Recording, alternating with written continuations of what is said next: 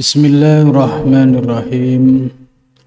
Alhamdulillahilladzi allamani bi ulumil ulama'il muwahhidin wal muhaqqiqin wa arsadani ila tariqim mustaqim. Wassalatu wassalamu ala sayyidil wujud wal arwah nabiyyina Muhammadin sallallahu alaihi wasallam alladzi jaa'a bisyari'ah wa tariqah wal haqiqah wal ma'rifah wa ala alihi wa sahbihi ajma'in, amma ba'du. Subhanaka la ilma lana illa ma 'allamtana innaka antal alimul hakim. La haula wa la quwwata illa billahil aliyyil azim.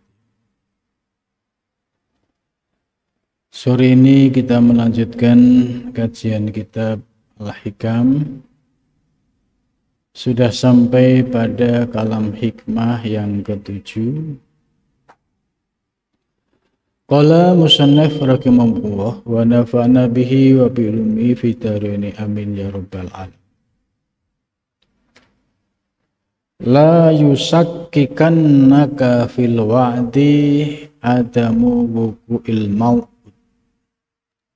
wa in ta'ayyana zamanuhu li'alla yakuna dzalika qadhan fi basyiratika wa ihmadan linuri sariratika.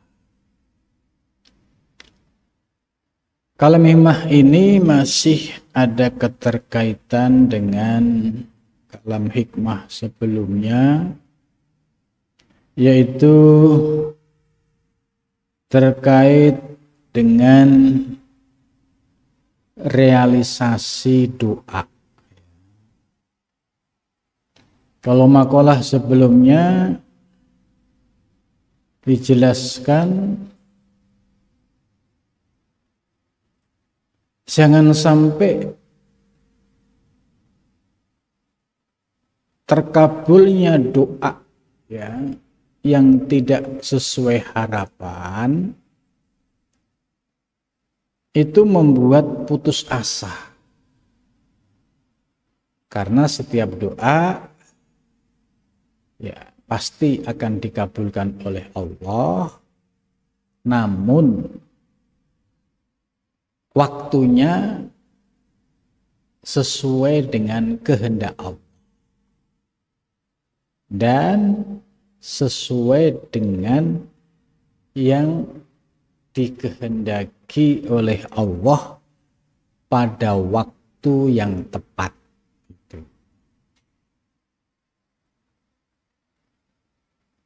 Dalam makalah ini kita diminta supaya doa itu yang ikhlas karena Allah. Doa sebagai permintaan seorang hamba kepada Tuhan yang mengatur alam semesta. Hanya saja soal terkabulnya ini dirahasiakan oleh Allah dan hanya Allah yang tahu.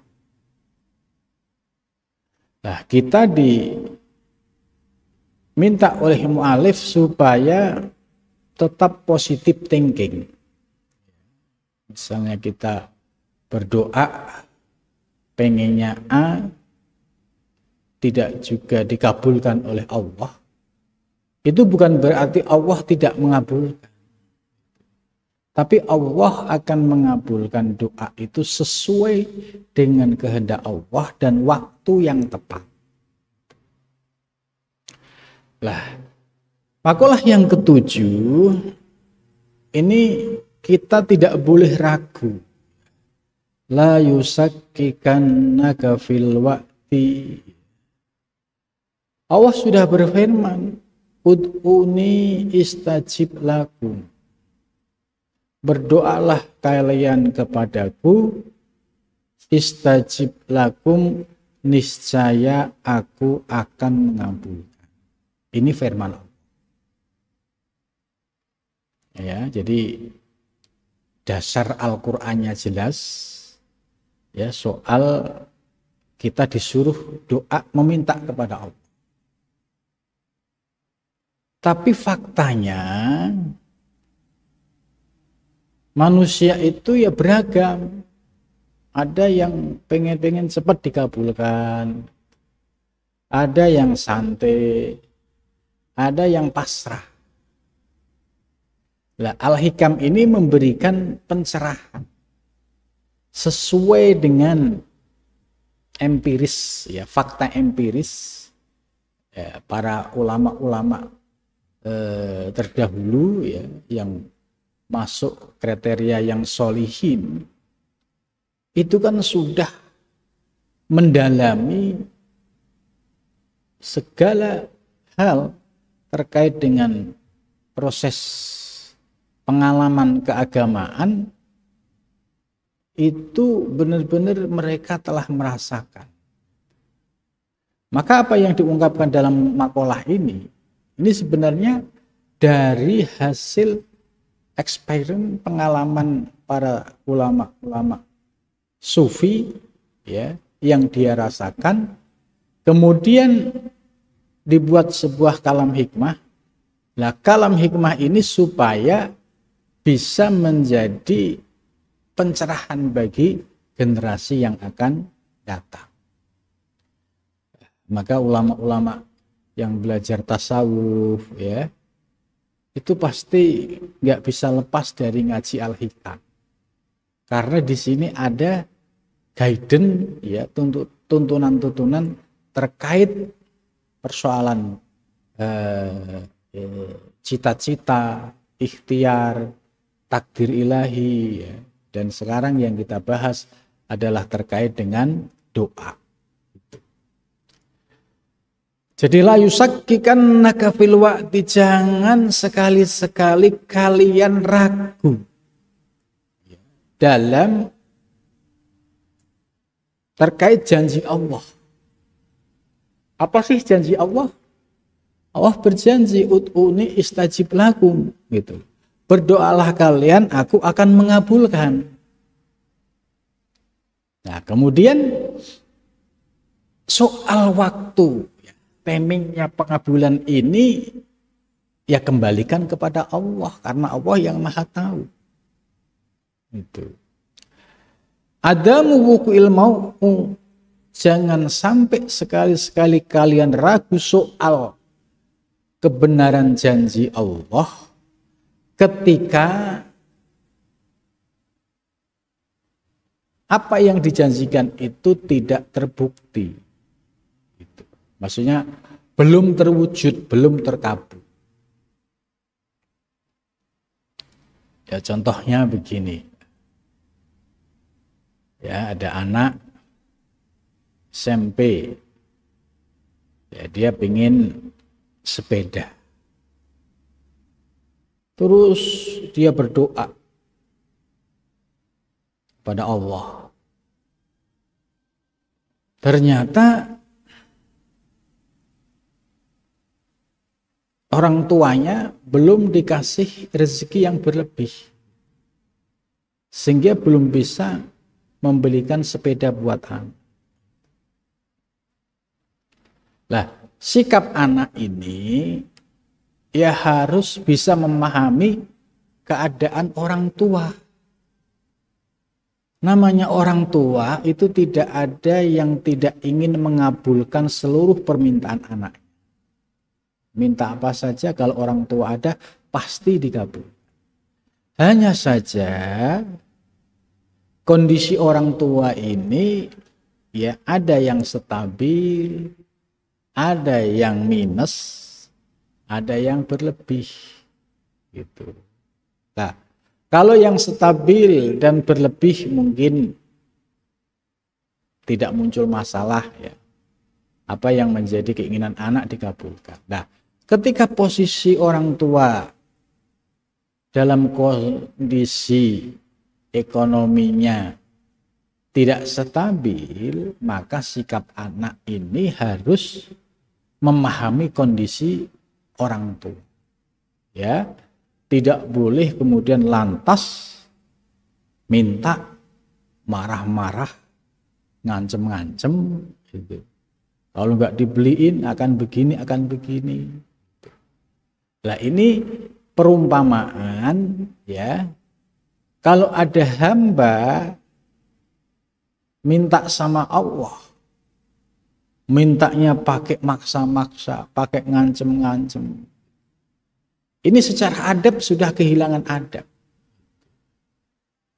Karena Allah yang Maha Kuasa ya, sementara dia seorang hamba yang tidak punya daya kekuatan apa-apa, meminta tapi dengan cara seperti itu gitu. Nah, apalagi kalau di tengah masyarakat gitu ya, tentu akan menjadi masalah. Perumpamaan anak tadi ya, minta sepeda ya karena kondisinya mungkin orang tua sudah melihat bisa jadi belum pas ya. Apalagi terus anaknya minta motor misalnya. Kalau orang tua mengabulkan, ini tentu bisa menjadi masalah. Sebab usianya masih SMP ya, terus mintanya motor. Motor itu ya kendaraan yang digunakan untuk di jalan raya. Terus aturan dari kepolisian juga harus punya SIM. Nah, kalau anak ini tidak memiliki persyaratan yang lengkap, pasti potensi terjadinya ya jatuh, tabrakan, nabrak orang, ditabrak, ya. Itu kemungkinan akan terjadi. Sehingga orang tua tahu kenapa nggak dibelikan? Ya karena banyak madorotnya. Gitu. Maka orang tua akan memberikan ketika nanti sudah waktunya. Misalnya setelah kuliah gitu ya. Karena sudah satu anaknya sudah dewasa, ya, dua sudah cukup umur, tiga sudah punya SIM gitu ya. Empat ya sudah lincah punya pengalaman. Sehingga orang tua tidak ada kekhawatiran gitu ya. Karena sudah memenuhi syarat. Nah, begitu juga perumpamaan ini bisa dikaitkan dengan seorang hamba. Ada hamba mintanya, ya Allah berilah rezeki yang melimpah. Bisa buat beli ini itu, mintanya macam-macam. Lah, dia sudah berdoa, tapi ternyata Allah tidak mengabulkan. Kenapa demikian? Ya pasti ada hikmahnya. Jadi tidak terkabulnya doa itu pasti ada hikmahnya. Bisa jadi kalau permintaan setiap hamba ini dikabulkan secara langsung, itu dampaknya malah tidak bagus. Contoh misalnya tadi, ya Allah berilah saya rezeki yang melimpah, saya akan beli mobil untuk ibadah gitu. Nanti akan buat untuk kebaikan gitu. Jadi ketika doa sih indah-indah gitu. Lah Allah nahan misalnya tidak mengabulkan, Allah tahu ini model kamu ini kalau dikabulkan doanya, dikasih mobil, ya janjimu mau buat ngaji, buat ibadah. Tapi nanti setelah giliran punya benar, kamu boro-boro ya mau ke masjid, boro-boro mau ke pengajian, pasti sibuk ya dengan teman-temannya, dengan pergaulannya. Dan yang membahayakan adalah terseretnya pada pergaulan yang tidak baik. Itu. Maka ketika Allah menahan tidak mengabulkan, itu pasti ada hikmah. Nah, ketika suatu saat dia sudah mapan secara keimanan, ya, kemudian mapan secara pengalaman spiritual, ketika diberikan rizki itu lebih banyak masalahnya dibanding mandorotnya. Masalahnya gimana? Ya pasti kalau dia sudah mapan ilmunya, mapan pengalamannya, ya akan menjadikan apa yang diberikan oleh Allah itu dijadikan sebagai sarana untuk ibadah. Ya, diberikan misalnya mobil, ya akan digunakan untuk ketaatan, ya untuk menghadiri pengajian. Terus seandainya dia diberikan rezeki yang berlebih, ya mengeluarkan untuk zakat, infak, sedekah itu lebih enteng. Itu karena sudah tahu ilmunya. Itu. Maka terkait makalah ini, la yusakkannaka ini sebenarnya mengingatkan kita. Kalau ada doa kita yang belum dikabulkan oleh Allah, jangan ragu. Jangan ragu, yakini pasti doamu akan dikabulkan oleh Allah Subhanahu wa ta'ala. Wa in ta'ayyana zamanuhu, sekalipun sudah jelas waktunya. Allah ini kan maha luar biasa. Seorang hamba meminta, ya itu pasti dijanjikan akan dikabulkan. Cuma pengabulannya, waktunya kapan, itu hanya Allah yang tahu. Maka posisi seorang hamba ya hanya bisa berusaha dan berikhtiar semaksimal mungkin. Nah, suatu saat ketika benar-benar apa yang kita inginkan dikabulkan oleh Allah, maka orang tersebut akan lebih banyak bersyukurnya daripada lupa kepada Allah Subhanahu wa ta'ala. Jadi wa in ta'ayyana zamanu, artinya Allah itu sudah tahu kapan pengabulan doa setiap hamba yang pas, yang terbaik buat hamba. Hanya saja ketika belum, ya sabar dan nggak boleh ragu. Gitu. Nah, karena banyak orang yang mintanya buru-buru, ya Allah saya pengen ini, pengen ini, pengen ini. Kalau engkau berikan ini, saya akan begini-begini. Gitu. Itu biasanya orang seperti itu kalau dikabulkan oleh Allah, yang terjadi terbalik. Gitu. Ya Allah, seandainya engkau berikan aku kekayaan, niscaya kekayaanku akan buat ketaatan. Ternyata setelah kaya jadi pelit, gitu kan? Ternyata setelah punya mobil, nggak tahu jalan menuju masjid, tidak tahu jalan menuju pesantren, menuju masjid setelah klik. Nah, maka kita perlu menyadari bahwa tertundanya, terkabulnya doa itu ada rahasianya, ya. Dan kita diberikan pencerahan oleh mu'alif supaya tetap husnudun kepada Allah, yaitu positive thinking kepada Allah Subhanahu wa ta'ala. Tidak boleh bergeser sedikit pun. Kalau kita ragu, misalnya kita ragu, gimana sih ini Allah? Kan doa sudah, sholat malam sudah, zikir sudah, kok saya minta ini nggak dikabulin gitu. Kalau gitu malas nggak sholat. Nah, ini dampak kalau ada keraguan. Maka mu'alif jangan sekali-sekali ragu ketika doa yang kita pinta belum dikabulkan oleh Allah, sebab Allah sudah memastikan waktu yang baik terkabulnya doa tersebut.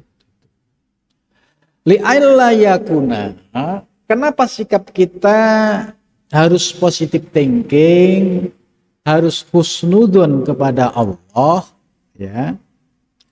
Li'alla yakuna, supaya tidak ada dzalika tersebut, ya, yaitu tadi tertundanya pengabulan doa. Qodhan itu dapat menodai, mengotori fi basirotika dalam pandangan mata batinmu. Jadi bagi para santri, para salik, kalau sedikit ada ragu kepada Allah, sedikit ada su'udon, buruk sangka kepada Allah, itu diingat, ini menjadi pintu malapetaka. Yaitu ya, dari ragu pasti akhirnya potensi untuk tidak percaya kepada Allah tinggi. Itu merasa saya udah capek-capek doa, capek-capek melakukan baca ini, tapi tetap aja nggak dikabulkan. Kenapa demikian? Karena dia kurang ilmu.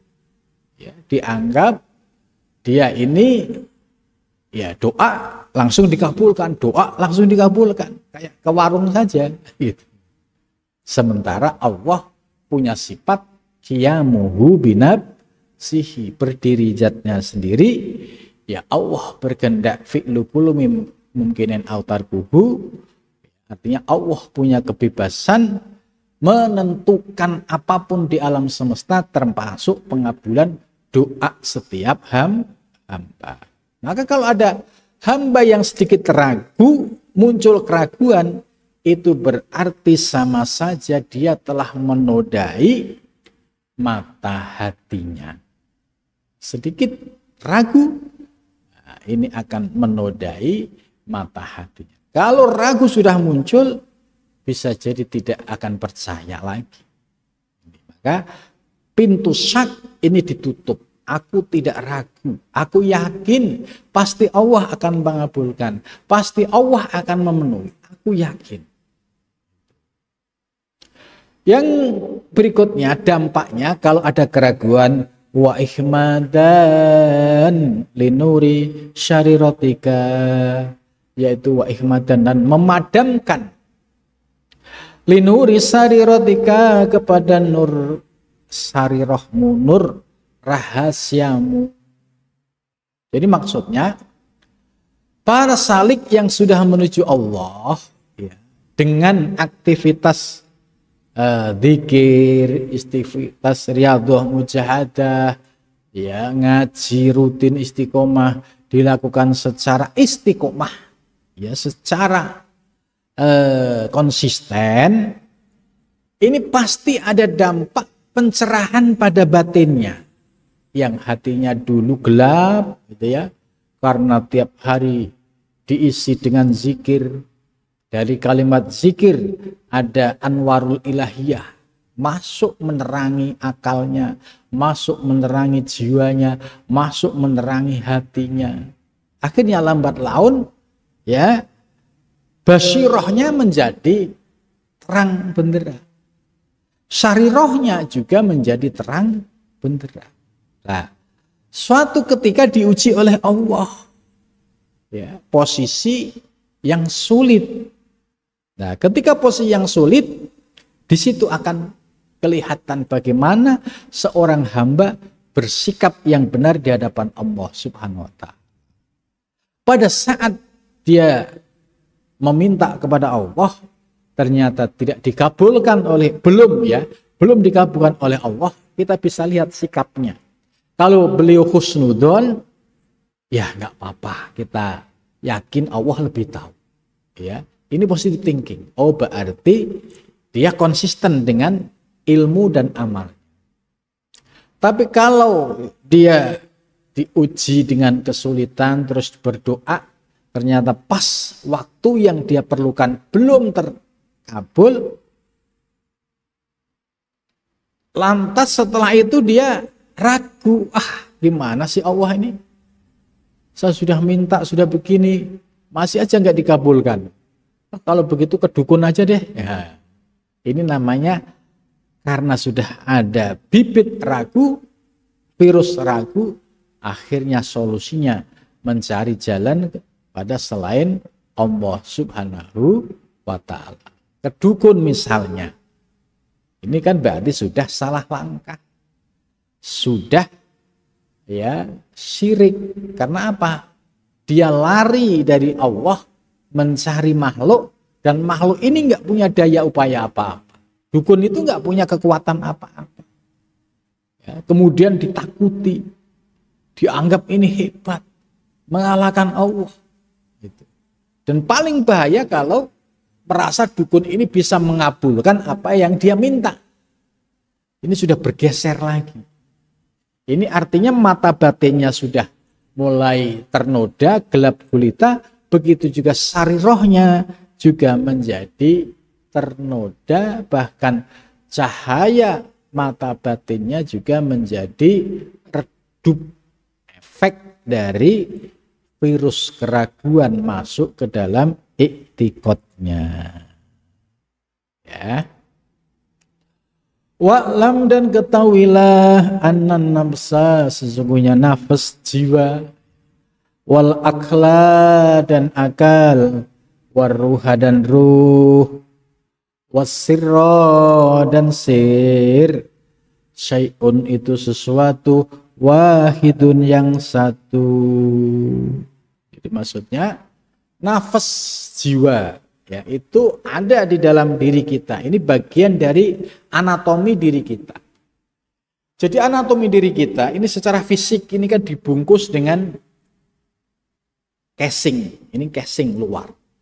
Ya, dari rambut sampai ujung kaki itu namanya casing, tampilan luar. Nah, di dalam diri kita ada nafas jiwa. Jiwa ini, nafas ini ada yang mahmudah, ya, terpuji, ada yang tercela. Yang tercela itu yang sering membisiki kita untuk berpaling dari Allah. Itu yang tercela. Ya, ngaji males, tarawih males, ibadah males, puasa males. Nah, ini nafas yang ada di dalam diri kita yang negatif tadi akan mengajak berpaling dari jalan Allah. Maka kita lawan, tidak, ya, ngajak nggak puasa, tidak. Ini bulan puasa setahun sekali, masa kalah dengan anak kecil, gitu. Akhirnya bangkit semangatnya. Gitu. Terus ada bisikan, sekali-sekali nggak usah ngaji. Kita lawan, tidak. Ya, di bulan Ramadan itu dilipat gandakan oleh Allah Subhanahu wa taala. Puasa kita dilipat gandakan ketika kita datang ke taklim mendengarkan ilmu, apalagi ini ilmu berkaitan dengan ilmu akhirat, itu juga menjadi keistimewaan yang dilipat gandakan oleh Allah Subhanahu wa taala. Nilainya dengan misalnya nggak ngaji, hanya nongkrong, duduk-duduk, main HP, apalagi kalau salah pergaulan, yang awalnya niatnya puasa akhirnya ikut-ikutan rokok, ikut-ikutan minum, dan lain sebagainya. Ini ada di dalam diri kita semua. Ya, jadi ada kekuatan negatif yang ngajak berpaling dari Allah, tapi ada kekuatan positif ya yang selalu menyadarkan kita untuk istiqomah di jalan Allah Subhanahu wa ta'ala. Terus wal aklu, dan akal, ya. Kita dikasih perangkat yaitu otak kiri, otak kanan. Nah, kita dikasih pendengaran oleh Allah untuk merekam, kemudian akal kita ya memverifikasi, oh ini ilmu baik, oh ini penting, oh ini untuk akhirat. Jadi akal kita memverifikasi, menganalisa ini baik atau buruk. Nah, ini akal yang bekerja. Kemudian waruh, ruh itu yang menghidupkan jasmaniah kita. Ya, kita ini ada fisik jasmani, ada nafsani tadi. Tapi kalau ruhnya keluar dari jasmani, ya, fisik ini sudah nggak berfungsi, ya. Jadi kita bisa lihat orang meninggal, ketika ruhnya sudah keluar dari jasadnya, Matanya dibuka, sudah nggak bisa melihat. Telinga diteriakin, sudah tidak bisa mendengar. Kenapa? Ruhnya sudah keluar dari jasad.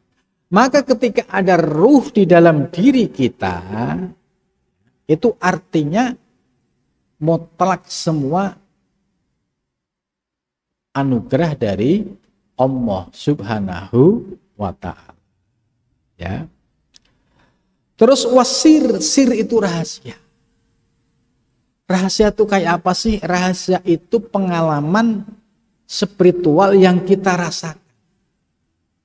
Contoh kita misalnya puasa Ramadan, kita apa sih repot-repot kok harus puasa, harus lapar-laparan, apa emang nggak bisa diganti model lain? Tapi karena kita ada keimanan, kemudian kita mendapatkan namanya sir rahasia dari ibadah. Oh iya, ternyata kita dipaksa untuk tidak makan minum mulai dari waktu imsak sampai iftar supaya ada pembersihan ya secara jasmani, ya itu bisa menormalisasi sel-sel yang sudah tidak produktif dalam diri kita gitu. Kemudian kita menjadi tambah sehat ya, yang sebelumnya itu ada penyakit asam urat ya, terus termasuk darah tinggi gitu. Efek dari puasa itu tensi, darah tinggi, asam urat semua pasti turun. Nah, ini salah satu kita memperoleh manfaat sir dari puasa. Terus ditambah lagi sir lainnya. Contoh, ketika kita puasa ya, punya masalah dengan teman misal. Kalau di luar puasa biasanya kita reaktif, langsung direspon. Tapi ketika bulan puasa, perut dalam keadaan lapar, terus ada teman yang ganggu kita. Pasti tensi emosi kita itu sudah turun. Ngapain dilayani? Ngapain? Karena apa? Sudah punya kesadaran. Tensi emosinya sudah mulai menurun. Ya. Kalau di luar puasa langsung reaktif, ya. Tapi ketika di bulan puasa kita sudah mulai menurun sehingga tidak mampu untuk marah, tidak mampu untuk berantem, tidak mampu untuk bermasalah dengan orang lain. Nah, ini efek dari kita melaksanakan ibadah. Ya, begitu juga ibadah yang lain seperti sholat. Ya. Jadi semua yang disebut nafas, akal, ruh, sir itu ada di dalam diri kita. Wal ihbar bi wuqu'i shay'in fi mahalihi wal mau'ud al muhbir bih wal quddu fi syai' at-tangkis lahu. Lakin tahtalifu at-tasami bi ikhtilafil madarik. Akan tetapi setiap orang itu merasakan sesuatu yang berbeda. Ya, ini antara santri yang hadir itu pasti dalam memperoleh ilmu, dalam memperoleh pengalaman-pengalaman spiritual, rohani, itu pasti antara satu dengan yang lain itu pasti beda-beda, tergantung dari rezekinya. Fama kana min madariki syahwati fama mudrikahu an-nafs. Ya, kalau ada orang kok kecenderungannya mengikuti syahwat itu ya, seperti ya tiba-tiba dia mutusin batalin aja nggak terawih nggak sholat ini kan pekerjaan nafas, jiwa yang buruk gitu. Kalau ini diikuti ya sumbernya ada pada nafsu yang tercela tadi. Tapi kalau ada semangat di dalam diri kita, kita menikmati bulan Ramadan bisa kita gunakan untuk ibadah, bisa gunakan untuk ngaji. Akhirnya dia menikmati. Nah ini posisinya kalau dia menikmati berarti posisinya ada pada nafsu yang mahmudah, nafsu yang terpuji. Jadi ada dua kekuatan di dalam diri kita. Yang satu narik ke kiri, ya, narik berpaling kepada Allah, itu nafsu yang madmumah, tercela. Tapi satu nafsu yang terus mengajak kita untuk mendekatkan diri kepada Allah Subhanahu. Ini yang disebut nafsu yang mahmudah. Ya, itu. Wa ma kana min madarikil ahkami syar'iyyah, dan adapun hal-hal yang terkait dengan hukum-hukum syar'i, famudrikuhu al-aqlu, maka sumbernya kalau berkaitan dengan hukum syar'i yaitu al-aqlu, akal. Itu. Misalnya, kenapa sih kok kita disuruh puasa lapar-lapar gitu kan? Nah, pasti ada maqasidus syariah. Ada tujuan dari kita disuruh puasa itu, ada maqasidnya, ada tujuannya. Ternyata banyak sekali manfaatnya. Satu, bisa mensehatkan lahir batin kita. Itu dengan puasa. Kalau nggak puasa susah. Wa ma kana min bandari kita zaliyati, dan sedangkan hal-hal yang terkait dengan merasakan tajalliyat, ya ini tauhid yang kelas tinggi, ya, wal waridat, mendapatkan hal-hal yang sifatnya sumbernya dari Allah Subhanahu wa taala, famudrikhu ar-ruh, maka tempatnya ada pada ruh. Nah, wa ma kana min mandariki tahqiqati wal tamakkunat, sedangkan hal-hal yang terkait dengan tahqiqat, ya, untuk mencari satu kebenaran, maka itu adanya pada sir, pada rahasia. Wal mahal wahid, dan tempatnya juga satu. Wa ihmadus syai'i, dan bermula menyembunyikan sesuatu, ai khafa'u ba'da dhuhurihi, yaitu menyembunyikan setelah nyatanya perkara tersebut. Qultu, aku berkata, idza wa'adakal haqqu, ketika Allah berjanji kepadamu bisyai'in, dengan sesuatu, ala lisanil wahyi, melalui wahyu, awil ilhami, atau dari ilham, min nabiyin, dari nabi, awwaliyin, atau wali,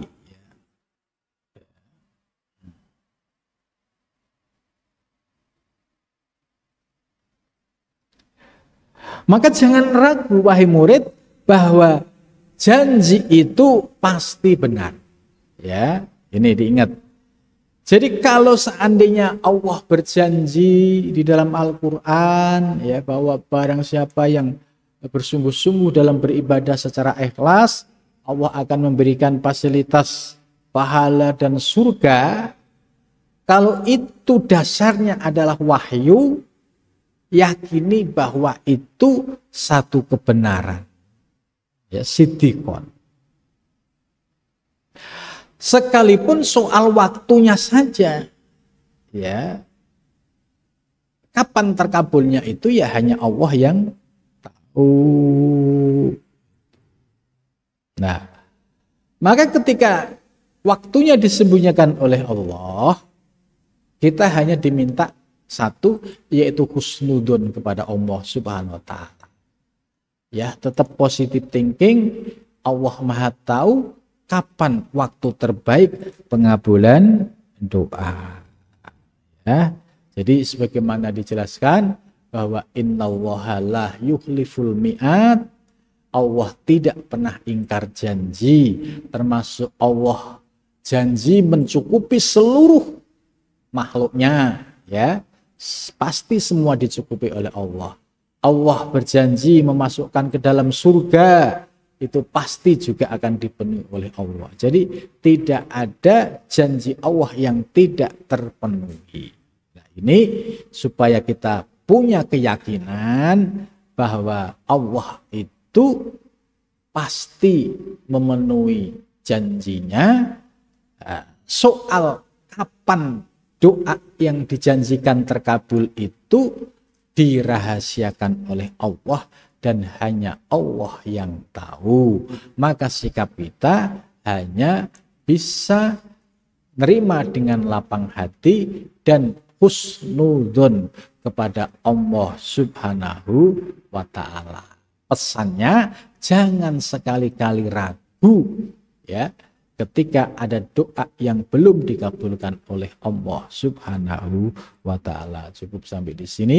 Mudah-mudahan apa yang disampaikan bermanfaat ya. Wassalamualaikum warahmatullahi wabarakatuh.